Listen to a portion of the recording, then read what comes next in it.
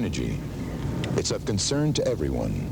At Nevada National, we're supporting research on the innovative uses of solar energy for the future. We took the lead with the federal government and business to utilize Nevada's natural geothermal energy for industry. And it's working. Nevada National, where imagination in banking is making the business of living better for everyone. KLAS, TV8, Las Vegas.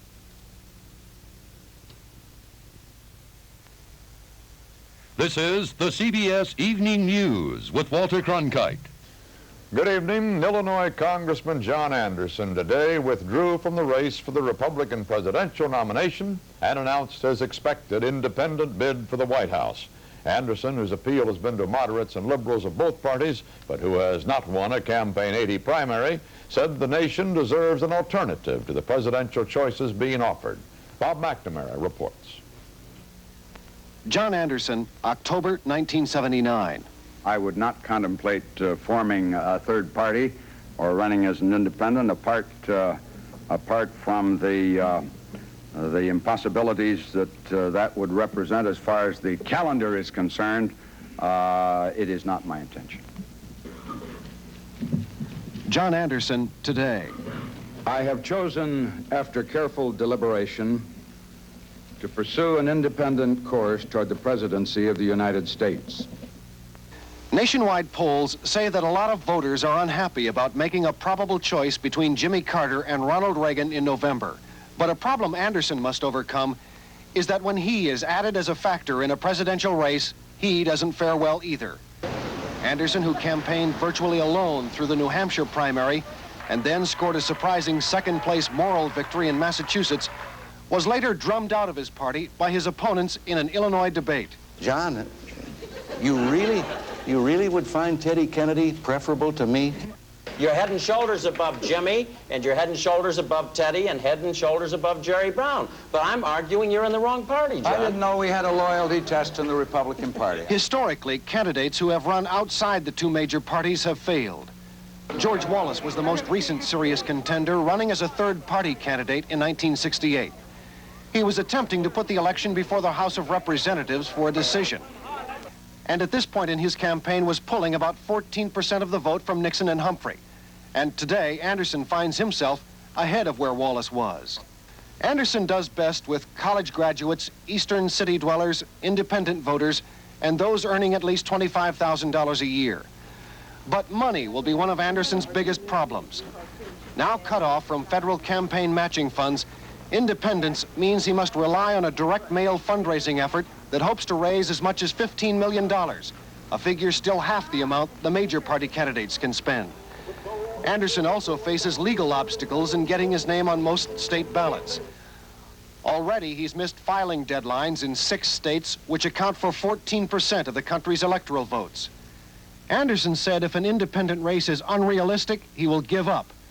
But he vowed he was not creating a third party, nor quitting the Republican Party. This is not an assault on the two-party system. It is admittedly a challenge to the nominating process. I think it will open up that process by which we make that very important ultimate decision in November as to who our next national leader should be. But with the odds and legal and financial obstacles stacked against him, John Anderson is faced with becoming a footnote and not the phenomenon of Campaign 80. Bob McNamara, CBS News, Washington. Anderson said he will return more than $300,000 in unspent federal matching campaign funds and release the 60 Republican convention delegates he has won. Anderson's withdrawal leaves only Ronald Reagan and George Bush as the major contenders for the Republican nomination, and here's how they reacted. Mr. Anderson running as an independent with the vote that he has been receiving so far in the primaries is going to have a greater impact on the Democratic contender in the race than he will on the Republican. I believe it will end up, you get a great ride the first few days. It's going to be a very chic thing to analyze, and it's going to go right straight downhill because we are essentially a two-party system, and with few contradictions, those movements, third party or independent, are doomed to failure.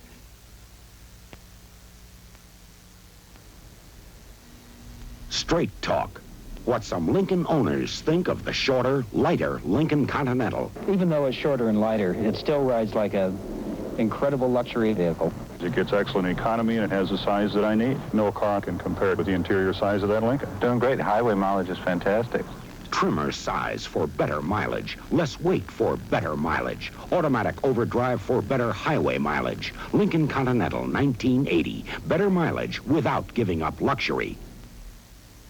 The Remington Micro Screen Shaver is the only electric with this guarantee. Shaves close as a blade or your money back. Here's why. The first micro screen is so thin and flexible, it shaves incredibly close. The second micro screen shaves even closer. Remington's American-made. It costs much less. Norelco's imported. It costs much more. Save with a Remington Micro Screen. Shaves close as a blade or your money back. Now, a Father's Day special. Free Timex clock with a Remington Micro Screen Shaver. When President Carter announced new sanctions last week against Iran to force the release of the American hostages, he warned that the only available next step would be military force. Well, that threat has triggered something of a rebellion in the Senate, which maintains that under a 1973 resolution, the president cannot take such action on his own. More on this from Phil Jones. In a letter to Secretary Vance and signed by the Senate Foreign Relations Committee Chairman Frank Church and the ranking Republican Jacob Javits, the Secretary was requested to let the committee know when consultations can begin on the subject of possible military action. The letter contained a blunt warning that the War Powers Resolution requires consultations with Congress before military decisions are made. But the War Powers Resolution actually states that the President, in every possible instance, shall consult with Congress before introducing U.S. armed forces into hostilities. Could the President get around consultations by arguing that it was not possible? Senator Church says emphatically no. He has plenty of time to consult. The every possible instance, I think, refers to a situation in which American forces might be attacked abroad and he has to immediately order them to defend themselves, or where American lives would be endangered in such a way that there is no time for consultation. This is a very different case. What this letter reflects is a growing concern here in Congress over President Carter's tough military talk. The questions being heard more frequently are, is the President's hardline rhetoric aimed at getting Allied support, or is the Carter administration tumbling into a serious military confrontation? Phil Jones, CBS News on Capitol Hill. Iran today made a counter threat, saying if the United States mines or blockades Iranian ports, quote, we shall close the Persian Gulf. That presumably would affect oil exports from countries such as Saudi Arabia. The Iranian government also charged today that the United States had reneged on an agreement regarding the ousted Shah. Doug Tennell has a report from Tehran, cleared by Iranian censors. Iran's President Abul Hassan Beni Sadr today called American measures against Iran unjustifiable. He told CBS News that the Carter administration had broken a commitment on the hostage issue to play what Beni Sadr called this game of economic blockade. Beni Sadr said that the Carter administration had agreed with his government on the question of suing the Shah in a Panamanian court and extraditing him to Iran. Beni Sadr denied that the agreement called for the transfer of the hostages into the government's custody, but he said that in return his government had agreed to improve the conditions in which the hostages were being held.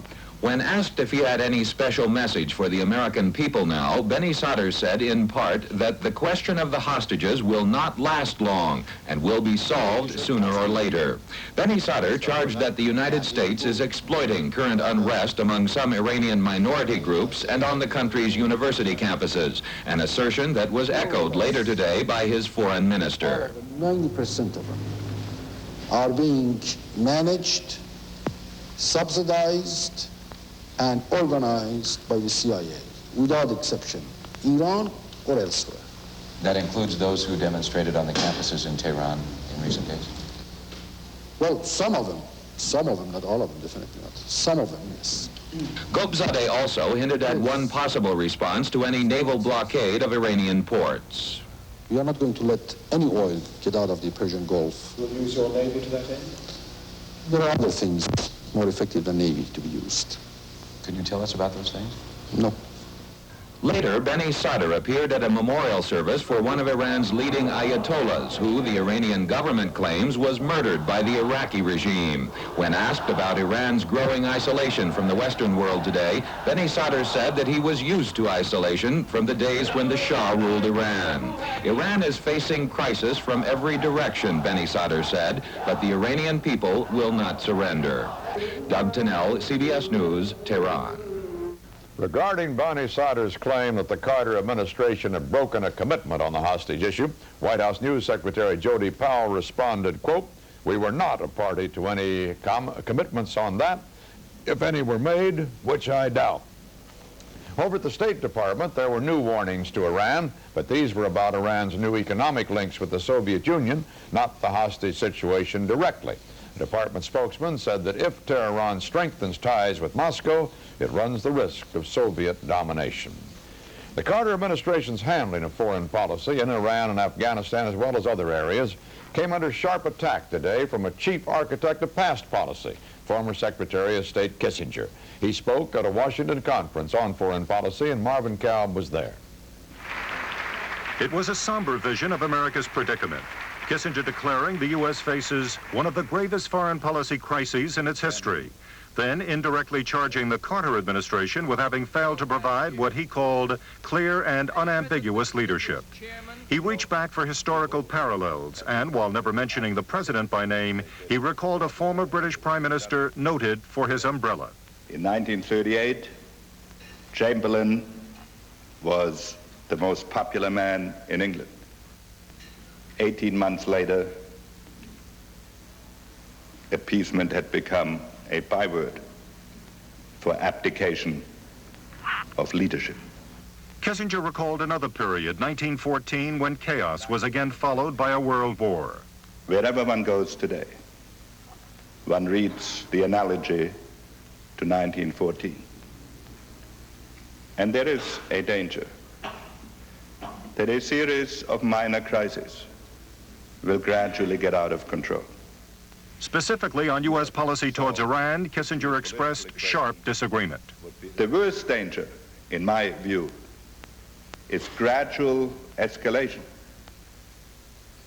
in which at every stage one advertises one's uncertainty and encourages the other side to go up on the escalation ladder one more step, until one gradually is at a point where things have got substantially out of control.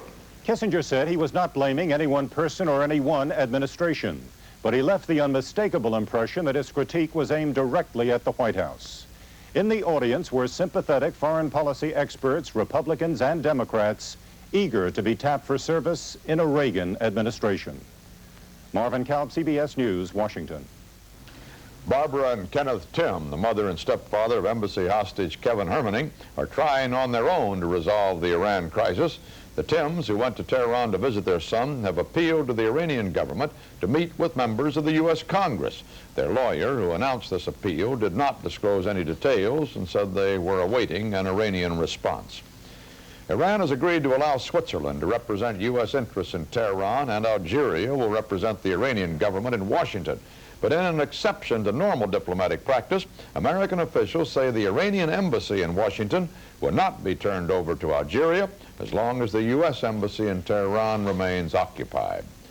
Japan today joined America's European allies and said it will impose economic sanctions against Iran. In addition, it is withdrawing some of its diplomats from Tehran. The UN Security Council has censured Israel for its military incursion into southern Lebanon earlier this month. It also criticized Israeli support of Lebanese Christian militia that have attacked the UN peacekeeping force. The United States abstained.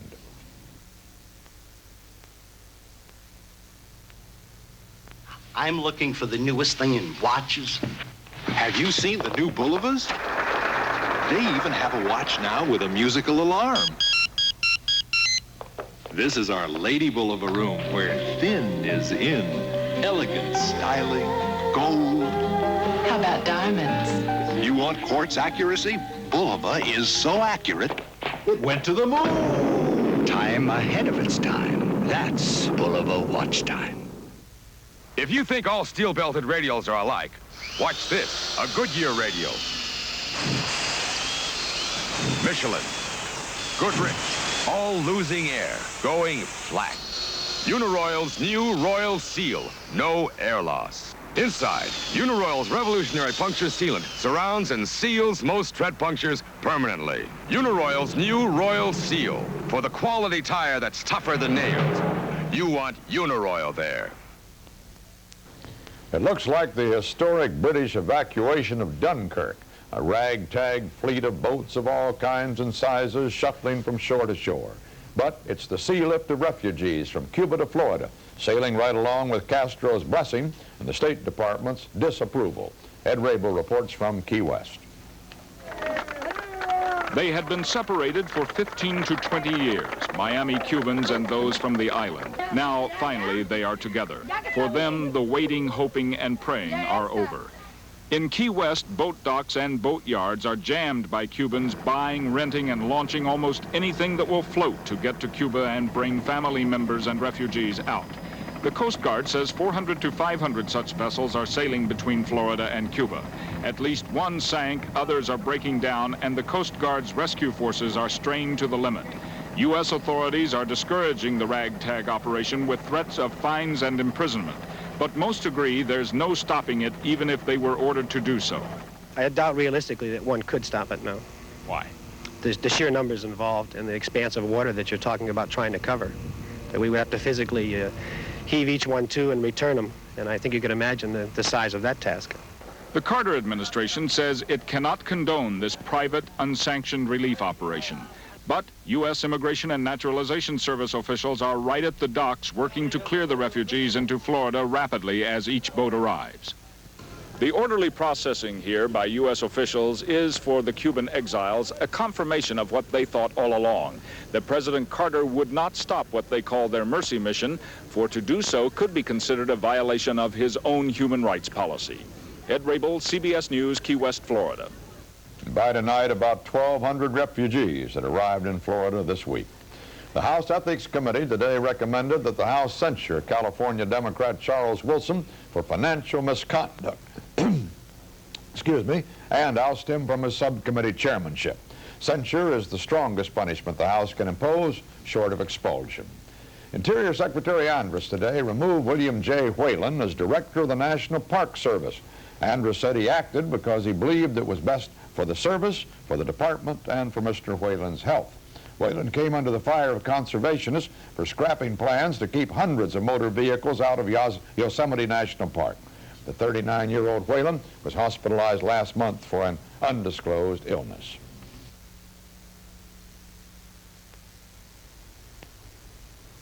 Why do you carry Visa Traveler's checks? Visa Traveler's checks?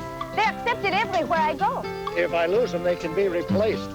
They're good worldwide. I don't have time to worry about cash. Why do I carry Visa Traveler's checks? Why, people are always so nice. It's a good, safe way to carry money. They work for me. We use Visa Traveler's checks in Spain, England, all over. I've traveled to 18 countries this year. Believe me, Visa's there. For travel and shopping, Visa is the most widely recognized name in the world. Oh, am I too early?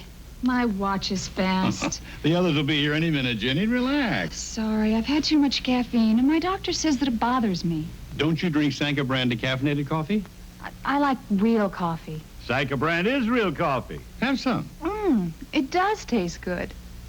Jenny, am I too early? Nope. We both have time for a cup of Sanka brand. Sanka brand. Enjoy your coffee and enjoy yourself. There's been growing concern on Capitol Hill that the federal regulatory agencies are exceeding their authority. Legislation to limit one of those agencies, the Federal Trade Commission, has bogged down in a conference committee. So today, House and Senate conferees took their stalemate to the President. Leslie Stahl reports. The major sticking point is whether the FTC will be able to rule on the fairness of children's television and to ban sugary cereal or tobacco ads if the commission finds they are unfair to children who might be unable to determine if the products are not good for their health. After meeting with the President, Senator Ford of Kentucky said an agreement is close at hand. On balance, I think the Senate and the House conferees, even though there's some strong differences among individuals on both sides, we're very close to having a piece of legislation that he can sign. But that was before reporters started asking questions. Would you expect children's television to be something the FTC can still regulate after this bill is passed? I think that under the language of the authorization bill, yes. I'd like to respond to that one. Okay, sure. You can respond to it now if you want to. All right. What you're going to get under this bill as far as advertising is concerned is every form of unfair advertising you want, and the FTC won't be able to stop it. And the president will accept that bottom line, and you're going to have a generation of kids with rotten teeth and cancerous lungs because of this bill. There are three principal groups that want this standard changed. One is the advertising industry itself, two is sugar, and three is tobacco. Senator Ford, when you were talking about protecting the people of your state, you were really talking about the tobacco industry, weren't you? Is that the constituency? You know, that's when Senator Packwood came out and got in front of me. You know, he's running also. So what I'm saying to you is that we have a package that I think we can look at now and structure. The problems are there. You can accuse me of most anything, and I have only my voice to refute. You have all the television and the newspapers. What we're trying to do is to start a spot. As we call down in Kentucky when we have a bad basketball year, we have character building. So I think that you ought to start back to one point. All right, go ahead. Can I make one point, Senator? I think the important thing is no one in that meeting agreed to anything. That wasn't enough to stop Senator Packwood, who went on about the issue until he angered the chairman of the House Commerce Committee. We have said that henceforth you can put on the air unfair advertising, and the Federal Trade Commission can't stop it, and I think that's a shame for consumers in this country. Well, I would say this about the senator. If he says that I'm not for every consumer in America, he's not telling the truth. My record of 32 years in this Congress will tell you that I've been for the consumers of America, not just for your state or any other state. But henceforth they can have unfair advertising. They can't, like hell. That argument went on and on, with both sides finally agreeing on something, that a compromise is nowhere in sight. As for the president, he favors giving the FTC the power to ban unfair advertising, but he would not say he would veto a bill without those powers. Leslie Stahl, CBS News, the White House. The White House announced today a compromise with Mobil Oil on charges the oil company overcharged customers $45 million last year. Mobil, for its part, agreed to do without $30 million in future price increases, and the Council on Wage and Price Stability acknowledged that Mobil acted in good faith and the price increases were due to honest differences of opinion about price guidelines. More oil companies have reported first quarter profits substantially above last year's.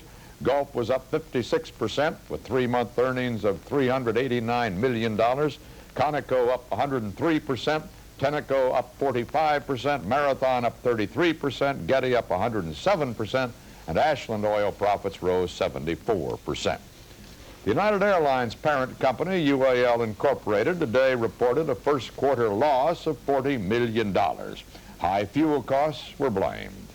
Sources say Federal Reserve Board Chairman Paul Volcker helped arrange up to $800 million in credit for the billionaire Hunt brothers to help them pay silver speculation debts.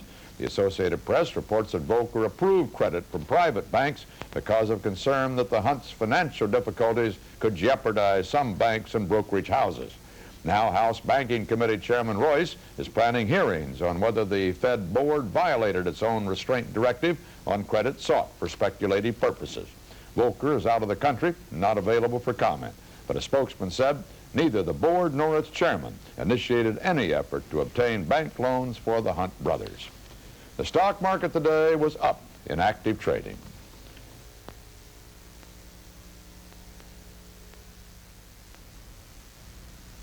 How are we coming, dear? Just fine. Darn these hands. Your minor arthritis pain is acting up. What this pain needs is BayerAspirin, 100% pure pain reliever, 100% pure aspirin. And remember, for arthritis pain, doctors recommend aspirin 4-to-1 over any other non-prescription medication. Honey, you look terrific. 4 hours of relief. BayerAspirin, 100% pure pain reliever for arthritis pain.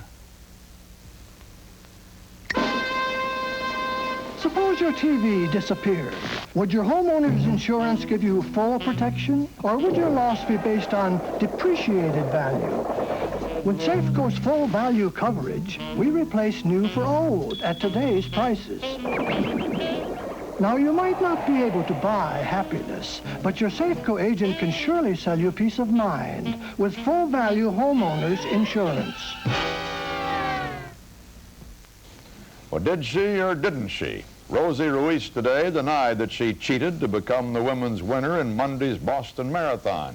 But she faced tough questioning from critics who believe she may have given new meaning to the biblical observation, the race is not to the swift. Randy Daniels reports.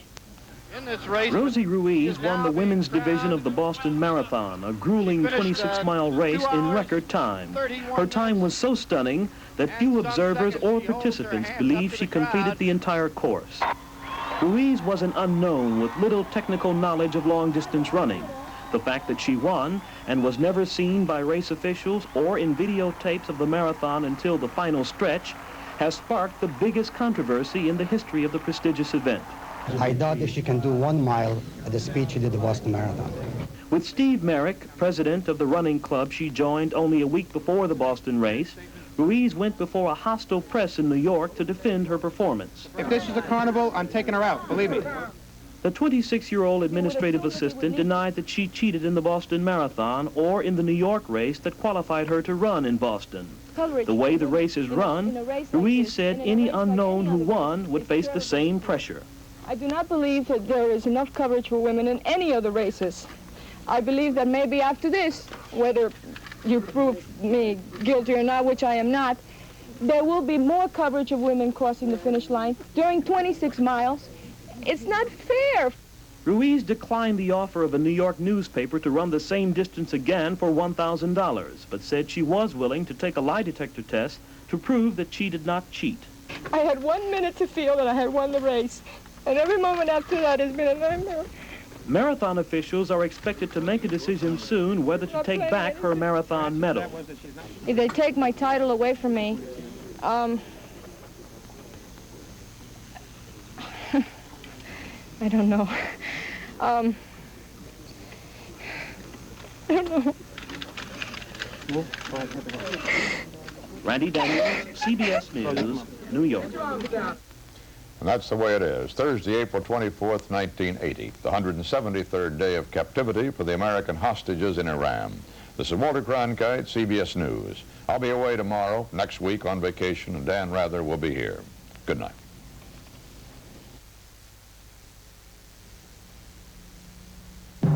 Back when cars were first streamlined to use less gas, General Tire had been offering quality service for 2 decades. Today, when the need to save fuel is even greater, skilled General professionals offer most any service to help keep your car running smooth and fuel efficient at a fair price. So for tires and service, think General. We've been helping America run smoothly for a long, long time. Sooner or later, you'll own Generals. Okay, Five Alive, refresh me. Wow! Okay, Five Alive, refresh me. Wow! It's Snow Crop 5 Alive with 60% real juice made from 5 delicious fruits. Tangerine, lemon, grapefruit, lime, and orange make one thirst-quenching, all-natural, refreshing taste. Wow! 5 Alive sure refreshes me. Snow Crop 5 Alive, the all-natural refresher. This has been the CBS Evening News with Walter Cronkite. Coming up next, it's the very latest in news, weather, and sports with the NewsCenter 8 team, followed by PM Magazine, here on TV 8.